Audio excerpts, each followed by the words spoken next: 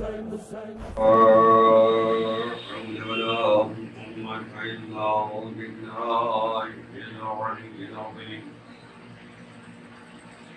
بالله من الشيطان اللعين الرجيم.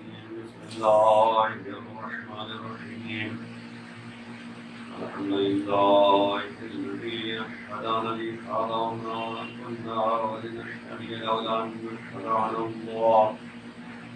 لقد جاءت رسل ربنا بالحق والصلاة والسلام والتحية الإكرام وأشرف الأنبياء والمرسلين حبيب الله العالمين العبد المعين والرسول المسدد المحمود الأحمد أبي القاسم محمد. اللهم صل على محمد وعلى آله الطيبين الطاهرين المعصومين المظلومين والحماة المستضعفين لا سيما بقية الله في الأرضين واللعنة الدائمة على أعدائهم أجمعين من الأرض إلى قيام يوم الدين. رب اشرح لي صدري ويسر لي أمري واحلل عقدة من لساني يفقهوا قولي. أما بعد فقد قال الله تبارك وتعالى في كتابه الكريم وهو أصدق الصادقين وقوله الحق إنا هديناه السبيل إما شاكرا وإما كفورا.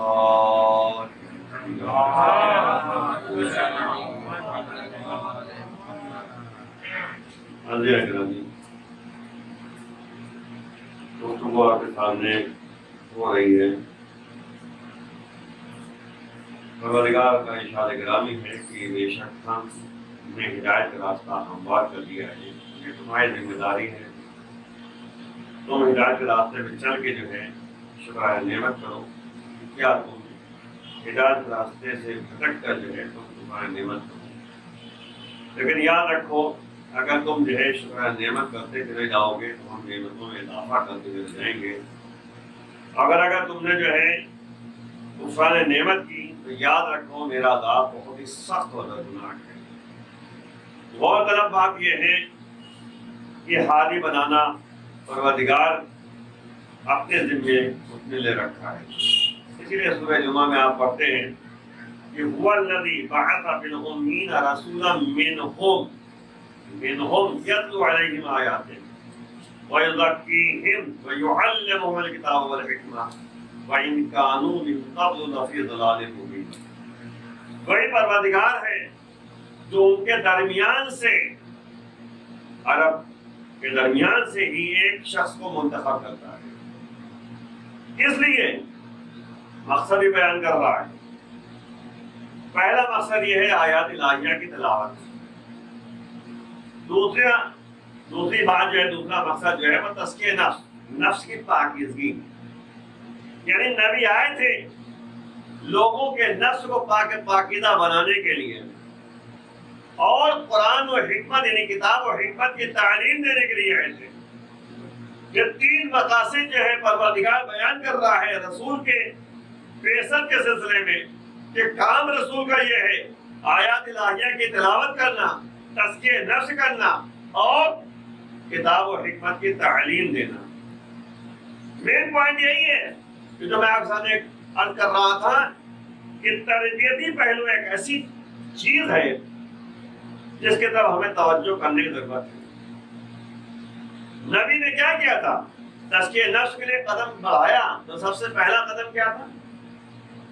انہوں نے جو ہے کفار و مشرکین درمیان رہ کر جو ہے پہلے امانت داری اور صداقت کا سلسلہ قائم کیا. یعنی ان کے درمیان اس طرح سے اپنی صداقت اور امانت داری کا لوہا منوایا کہ صادق اور امین کہہ کے یہ لوگ پکارتے تھے. اب یہ اور بات ہے کہ جب نبی نے بعثت کا اعلان کیا 40 سال کی عمر تک ان کے درمیان رہے اور ان کے درمیان رہ کر صداقت اور امانت داری اس طریقے سے ان کے درمیان بھر دیا کہ ہر کوئی جو ہے صادق امین کہہ کے پکارتا تھا. اور اپنے رشتہ داروں میں اپنے دوستوں کے درمیان کبھی بھی جو ہے امانت پہ کوئی چیز نہیں رکھتے تھے یہ لوگ، لیکن نبی کے پاس لا کر جو ہے رکھ دیتے تھے۔ کیا مطلب ہوا؟ لیکن 40 سال کی عمر میں جب نبی نے بعثت کا اعلان کیا کہ میں رسول خدا ہوں، انا رسول اللہ، میں رسول خدا ہوں، تو ظاہر سی بات ہے اب ان کے لیے خلفشار مچ گیا، پریشان ہو گئے۔ میں نبی کو جو ہے رسول ماننا دشوار ہو گیا ان کے لیے۔ ابھی تک صادق اور امین کہہ کے پکارتے تھے کہ سچے ہیں، امانت دار ہیں۔ نبی نے جب اپنے اخلاق کا بہترین نمونہ پیش کیا ان کے درمیان، لیکن جیسے ہی کہا انا رسول اللہ، میں رسول خدا ہوں، اب ان کے درمیان خلفشار بن گیا، پریشان ہو گئے۔ آخر رسول ماننا دقت تھا ان کے لیے۔ میں درمیان ایک بات کہتا چلوں، اگر خدا نہ خواستہ نبی اپنے خدائی کا اعلان کر دیتے تو شاید یہ لوگ مان بھی لیتے، جہاں اتنے خدا تھے بس ایک خدا اور صحیح، لیکن رسول خدا ماننا دشوار تھا ان کے لیے۔ اب نبی کہہ رہا ہے میں رسول خدا ہوں، میں اللہ کی طرف سے بھیجا ہوا نبی ہوں، رسول ہوں۔ اب اگر رسول کے رسول مان رہے ہیں اس کا مطلب اللہ وحدہ لا شریک کو ماننا ہوگا۔ جب اللہ وحدہ لا شریک کو مانیں گے تو حقیقت اتنے خدا جو ان کے درمیان جن کو وہ مانتے تھے ان کو انکار کرنا پڑے، لا الہ کہنا پڑے گا پہلے، الا اللہ بات کی منزل ہوتی ہے، پہلے لا الہ الا کہنا ہوگا۔ بھائی ظاہر سی بات ہے کہ ہمارے درمیان جو ہے بہت ہی عجیب باتیں جو قرآن نے بیان کی ہے، افا حسبتم انما خلقناکم عبثا، یعنی تم نے کیا سوچ رکھا ہے کہ ہم نے تمہیں بیہودہ خلق کیا ہے، بے مقصد پیدا کیا ہے؟ اللہ قرآن میں کہہ رہا ہے کہ تم سوچ رہے ہو کہ میں نے تم کو جو ہے بے مقصد پیدا کیا، انما خلقناکم عبثا، کہ ہم نے تم کو عبث و بیہودہ خلق کیا ہے۔ یعنی لا الہ الا اللہ اگر مقصد ہم صحیح سے سمجھ لیں تو ہم جو ہے مقصد خلقت کو سمجھ سکتے ہیں کہ آخر اللہ نے ہمیں کیوں پیدا کیا ہے۔ بھائی جناب آدم سے لے کر جناب خاتم تک ہر ایک نبی نے یہی کہا قولوا لا الہ الا اللہ تفلحوا، تم لا الہ الا اللہ کہو کامیاب ہو جاؤ گے۔ میں اس کو بتانا چاہ رہا ہوں کہ عزاداری جو ہے وہ عین توحید ہے، توحید وحدت پروردگار کے جو ہم توحید پروردگار کے جو اقرار کرتے ہیں وہ عزاداری کے ذریعے ہی جو ہے ہم سمجھ سکتے ہیں۔ لا الہ الا اللہ 1,24,000 انبیاء نے اپنا شعار اپنا پیغام درمیان میں جو ہے رکھا کہ قولوا لا الہ الا اللہ تفلحوا، تم لا الہ کہتے تو کامیابی ملتی ہے، لا الہ الا اللہ کہو کامیاب ہو جاؤ گے۔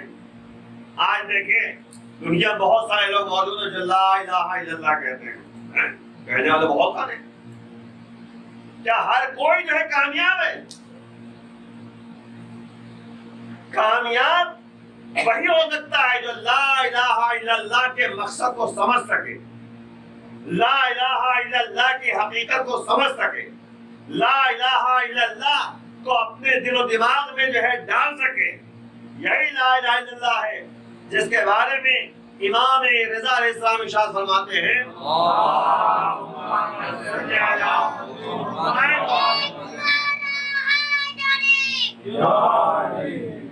تو اب آپ غور کریں، ابھی 29 تاریخ گزری ہے اس کی سفر کی، تو ایک روایت کے مطابق یہ ہے کہ 29 تاریخ کو امام رضا علیہ السلام کی شہادت کری ہے، وہ ایک روایت یہ ہے۔ اور ایک جو ہم لوگ مانتے ہیں 23 ذی القعدہ کو مانتے ہیں، 23 ذی القعدہ نہیں، عید کے بعد کا جو دوسرا مہینہ ہوتا ہے، عید کے بعد والا مہینہ ہوتا ہے، بقرعید سے پہلے ہے، اس کے 23 تاریخ کو امام کی شہادت کے دن ہے، ٹھیک ہے نا۔ لیکن ایک روایت کے مطابق 29 تاریخ کا بھی ہے، درمیان میں بات آگے دیکھ اور مولا کا نقل کرتا چلوں۔ کیا آپ دیکھیں کہ مولا یہ روایت جو ہم نقل کر رہے ہیں یہ ہے سلسلۃ الذہاب کہتے ہیں، سلسلۃ الذہاب، ذہاب کہتے ہیں سونا، پیور، اصلی۔ سلسلہ جو ہے اس روایت کا وہ اصلی ہے، اس میں کہیں ذرہ برابر جو ہے کوئی غیر معصوم ہے ہی نہیں، سب راوی کتنے ہیں؟ سب معصوم ہیں، جتنے بھی راوی۔ ہم کیا فرما رہے ہیں؟ امام کہہ رہے ہیں کہ میں نے اپنے والد گرامی سے نقل کیا، انہوں نے جو ہے اپنے والد گرامی سے نقل کیا، یہ سلسلہ جو ہے کہتے ہیں قائم ہوتا چلا گیا، اور یہاں تک کہ مولا کائنات سے نقل کیا، مولا کائنات نے نبی سے نقل کیا، نبی سے پروردگار کہہ رہا ہے۔ آپ غور کریں، نبی سے یہ پروردگار کہہ رہا ہے، کیا کہہ رہا ہے؟ یہ امام فرما رہا ہے، کیا کہہ رہا ہے؟ کلمۃ لا الہ الا اللہ حصنی، یہ لا الہ الا اللہ جو کلمہ ہے نا وہ میرا قلعہ ہے، وہ کہہ رہا پروردگار کہہ رہا ہے، اس سے نبی سے کہہ رہا ہے۔ اور یہ سلسلہ جو ہے روایت کا 8ویں امام تک پہنچا، اور یہ امام جب نشاپور پہنچے تھے تو جم میں غفیر مجمع موجود تھا، وہ چاہ رہے تھے کہ مولا کچھ بیان کریں، کچھ ہم لکھیں، قلم دوات لیے بیٹھے ہوئے تھے، انہوں نے جو ہے لکھ دیا۔ کیا بولا مولا؟ مولا کہہ رہے کلمۃ لا الہ الا اللہ حصنی فمن دخل حصنی امن من عذابی۔ اللہ کہہ رہا ہے اپنے حبیب سے کہ لا الہ الا اللہ کلمہ ایک ایسا کلمہ ہے جو اس کے بارے میں سمجھے گا تو وہ میرا قلعہ ہے، اور جو میرے قلعے میں داخل ہو گیا وہ میرے عذاب سے محفوظ رہے گا۔ پروردگار کہہ رہا ہے کہ لا الہ الا اللہ ایک ایسا کلمہ ہے جو میرا قلعہ ہے، اور جو اس قلعے میں داخل ہو گیا وہ میرے عذاب سے محفوظ رہے گا۔ قلعے میں داخل ہونا شرط ہے، جب تک انسان جو ہے قلعے میں داخل نہیں ہوگا اس وقت تک ہے نجات اس کو نہیں مل سکتی۔ میں اکثر ایک جملہ کہتا ہوں کہ قلعہ بناتے کیوں ہیں بھائی؟ اپنی حفاظت کے لیے۔ جب کوئی دشمن آتا ہے تو قلعے میں جو ہے فوجیں چلی جاتی ہیں۔ آپ نے جو ہے سیرت دیکھا ہوگا، جناب مختار کا سیرت دیکھا ہوگا، تو وہ پورا ایک قلعہ سمجھ لیجیے آپ، جس میں کہتے ہیں فوجیں اندر موجود رہتی ہیں۔ آپ گئے ہوں گے دلی وغیرہ، قلعہ دیکھا ہوگا، بڑے بڑے قلعے، بڑی بڑی دیواریں ہوتی ہیں، اونچی اونچی دیواریں ہوتی ہیں۔ کیوں؟ بڑے بڑے مضبوط دروازے ہوتے ہیں، اس لیے تاکہ وقت پڑے تو تمام افراد قلعے میں داخل ہو جائیں اور دشمن سے اوپر سے مقابلہ کریں تاکہ دشمن کو بھگا سکیں۔ تو یہ ہے قلعے کی خاصیت کہ قلعے میں داخل ہوگا تبھی محفوظ رہ سکتا ہے، تبھی محفوظ رہ سکتا ہے۔ اگر کوئی شخص ایسا ہو، لوگ جو ہے قلعے میں داخل ہو گئے، قلعے کے باہر ایک شخص کھڑا ہوا ہے، اب کوئی کہہ رہا بھیا چلو اندر، وہ قلعے کی تعریفیں کر رہا ہے، قلعے کی تعریفیں کر رہا ہے، قلعہ بڑا مضبوط ہے، جو داخل ہو جائے گا وہ محفوظ رہے گا، لیکن قلعے میں وہ داخل نہیں ہوا۔ اب ایمان سے بتائیے کیا وہ دشمن سے محفوظ رہ پائے گا؟ بھائی نہیں محفوظ رہ پائے گا۔ یہی تو پروردگار کہہ رہا ہے کہ ومن دخل حصنی، جو میرے قلعے میں داخل ہو جائے گا امن من عذابی، وہ میرے عذاب سے محفوظ رہے گا۔ تو اگر ہم چاہتے ہیں کہ اللہ کے عذاب سے محفوظ رہے تو قلعے میں داخل ہونا شرط ہے۔ عذاب قلعہ ہے لا الہ الا اللہ، لا الہ الا اللہ کلمہ جو ہے قلعہ ہے۔ تو اب قلعہ جو ہے کیسے سمجھا جائے اس کو؟ مضبوط۔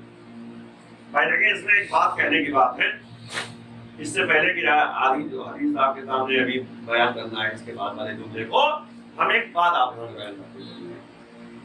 لا الہ، کوئی معبود نہیں ہے الا اللہ، اللہ کے سوا۔ اور اب نبی کہہ رہے ہیں کہ لا الہ کہو، کامیابی تم کو ملتی چلی جائے گی۔ اب ہم لا الہ کہہ بھی رہے ہیں اور نتیجے میں لا الہ کی حقیقت کو سمجھ بھی دے رہے ہیں۔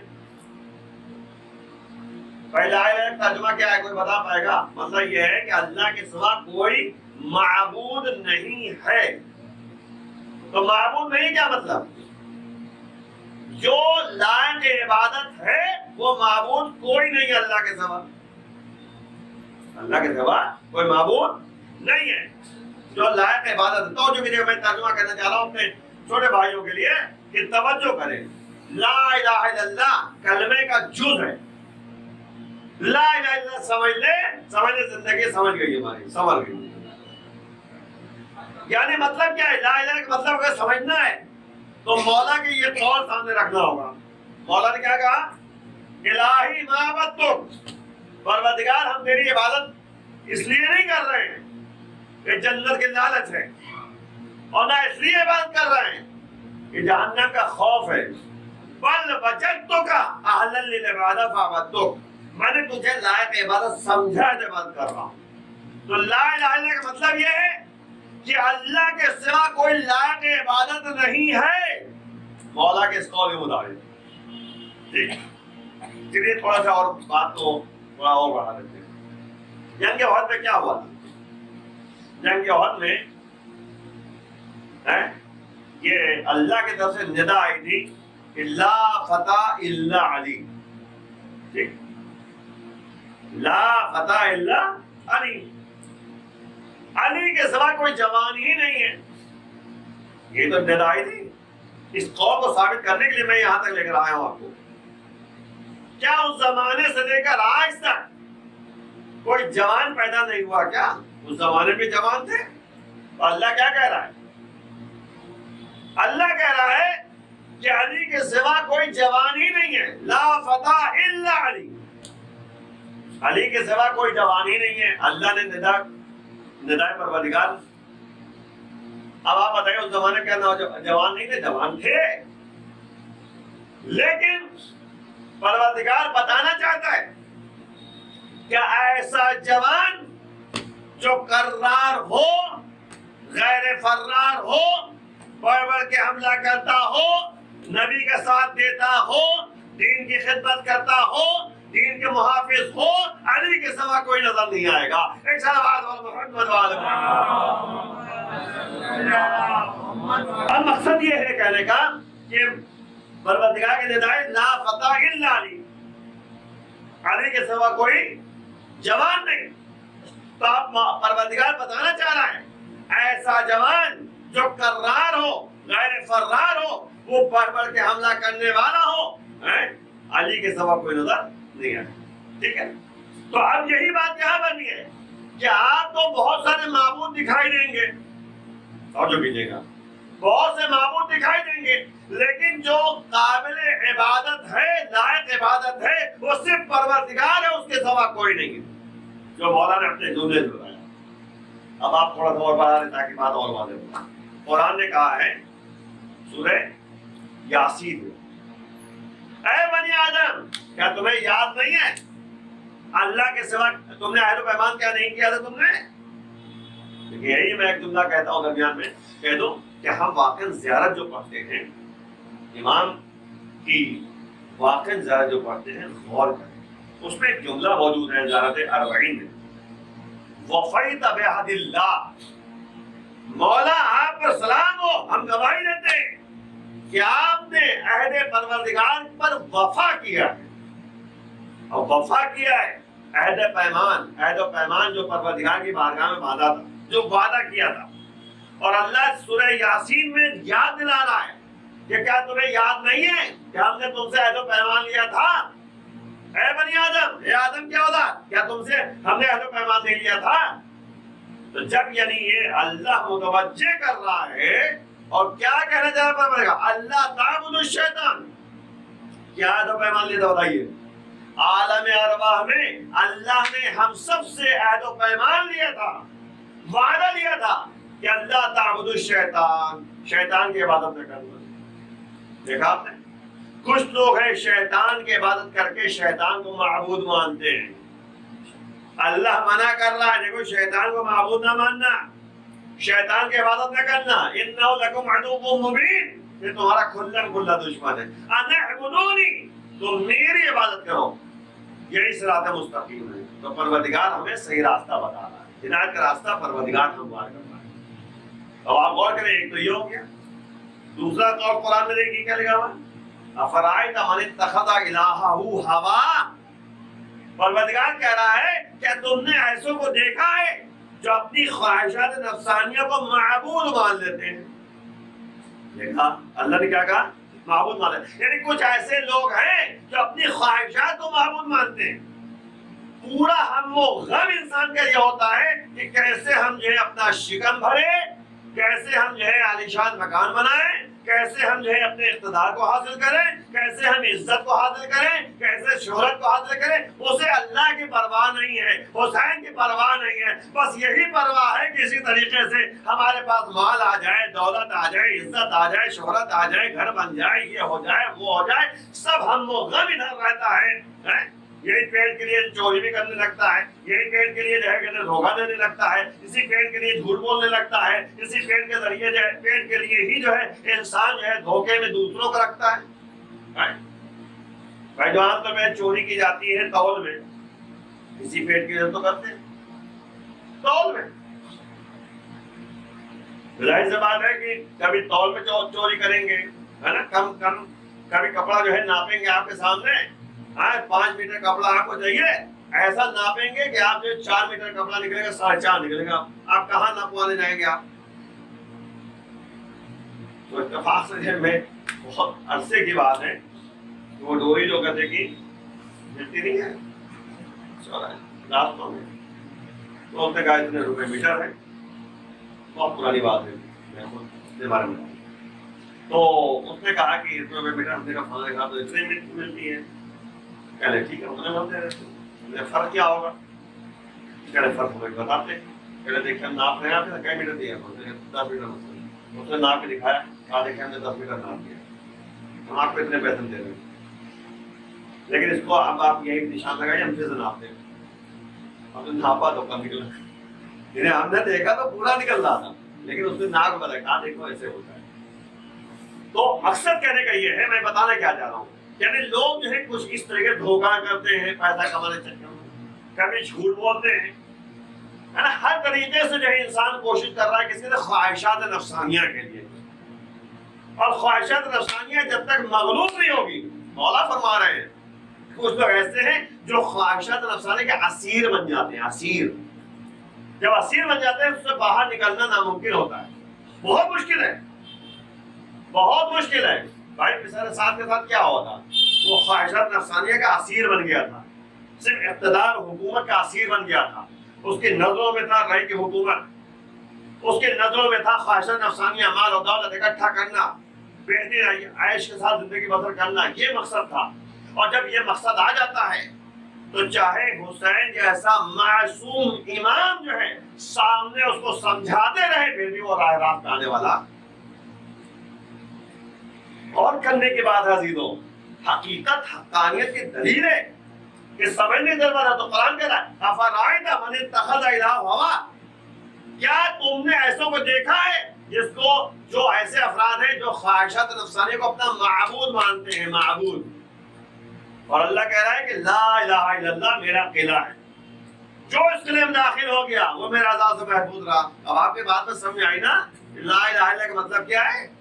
لا الہ الا مطلب یہ ہے کہ اگر اللہ کو وحدہ لا شریک مان رہے ہیں، اللہ کی توحید کا اقرار کر رہے ہیں اور اللہ کو لائق عبادت سمجھ رہے ہیں، تو ہمیں جو ہے خواہشات نفسانیہ کو معبود نہیں ماننا ہے، شیطان کو معبود نہیں ماننا ہے۔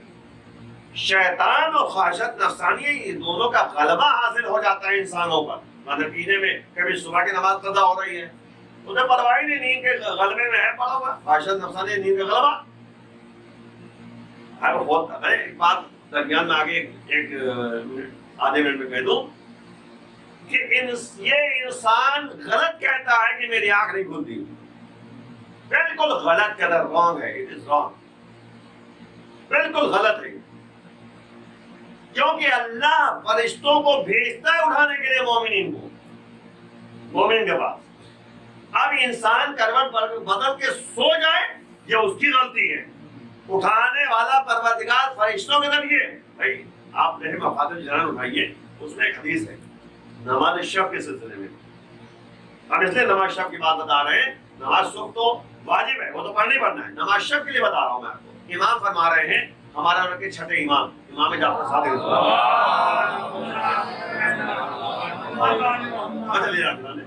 کیونکہ وقت زیادہ نہیں ہے، تو امام فرما رہے ہیں کہ اذان صبح سے پہلے 3 مرتبہ فرشتہ آ کے اٹھاتا ہے، 3 مرتبہ۔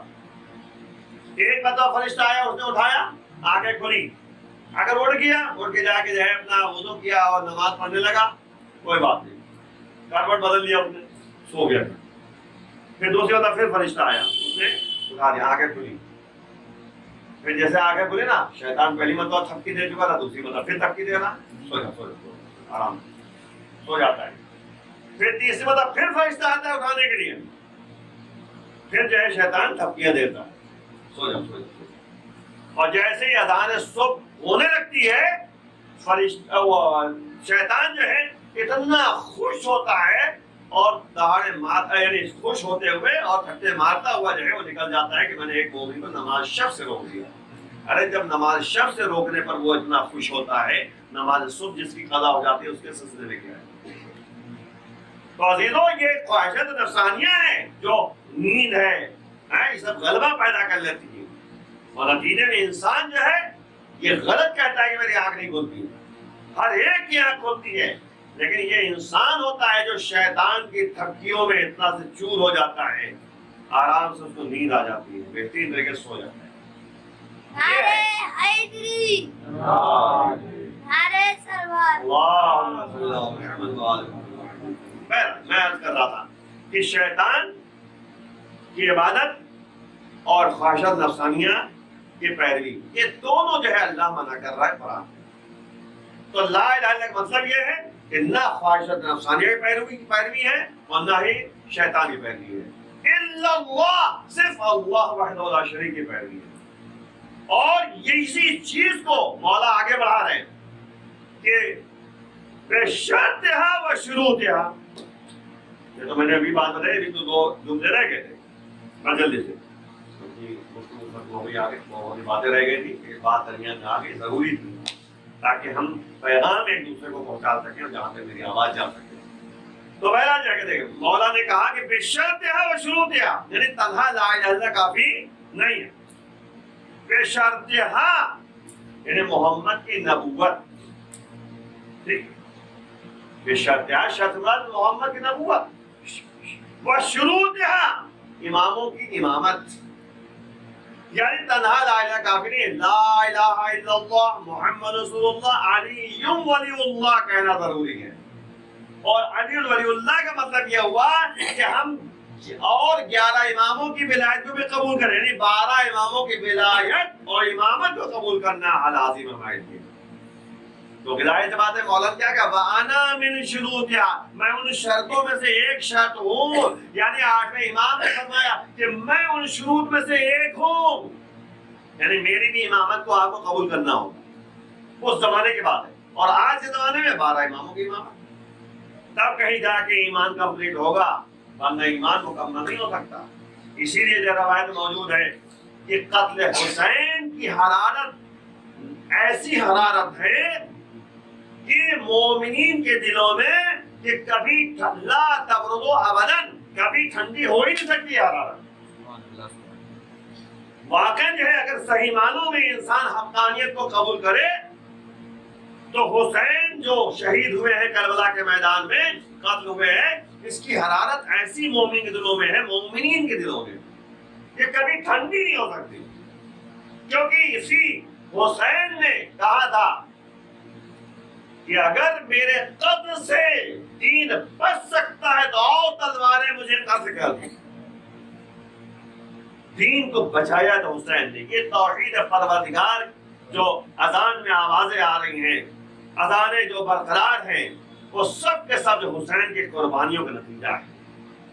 یہ حسین مظلوم نے ہمیں راستہ دکھایا، ہمیں بتایا ہے کہ کیسے زندگی بسر کرنی ہے۔ حسین نے ایک جملہ کہا تھا، اے میرے بیٹے سید سجاد، جب قید شام سے چھوٹ کر مدینے جانا تو میرے چاہنے والوں کو سلام کہنا اور کہنا کہ ٹھنڈا پانی پیے تو میری پیاس کو یاد کر لیں۔ یہ پیغام حسین ہے جس کی طرف توجہ کرنے کی ضرورت ہے، پیغام کربلا ہے جس کی طرف ہمیں توجہ کی جاتی ہے۔ تو کہا کہ حسین فرما رہے ہیں کہ جب بھی پانی پینا تو میری پیاس کو یاد کر لیں، اور جب کسی غریب الوطن کی موت کو سننا تو میری موت کو یاد کر لیں۔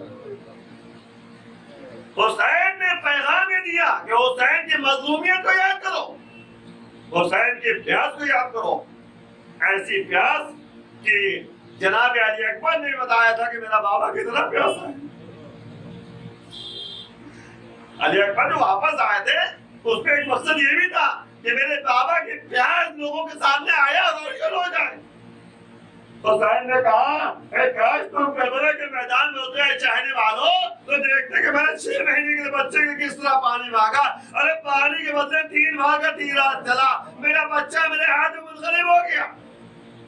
اجرکم اللہ اللہ کسی قبر سوائے قبر آل محمد نے حسین کی شہادت کی حرارت ایسی حرارت ہے جو مومن کی دنیا میں کبھی ٹھنڈی نہیں ہو سکتی. ہمیشہ ایک مومن جو ہے حسین کی شہادت کو یاد کرتا ہے, حسین کے غم کو یاد کرتا ہے, عزاداری کرتا ہے, عزادار ہوتا ہے. عزیزو, حسین مظلوم نے جب جملہ کہا تھا تو 35 سال تک سید سجاد گریہ کرتے رہے, اور جب بھی پانی آتا تھا, چاہے وضو کا پانی آئے, چاہے پانی پینے کے لیے آئے, لیکن سید سجاد دیکھتی ساتھ جو ہے رونے لگتے تھے, گریہ کرنے لگتے تھے, آنکھوں میں اشک جاری ہو جاتا تھا. اجرکم اللہ روایتیں کہتی ہے ایک مرتبہ مولا جب جا رہے تھے تو دیکھا کہ ایک قصاب ہے جو قربان لے کے جا رہا ہے ذبح کرنے کے لیے. مولا نے قصاب کو بلایا, اے قصاب تم یہ بتاؤ کہ اس دمبے کو کیا کرنے, کہا ذبح کرنے کے لیے, کہا تم نے پانی پلایا جو ذبح کرنے کے لیے نہیں آئے. تو قصاب نے کہا مولا جب تک میں پانی نہیں پلاتا تب تک ذبح نہیں کرتا.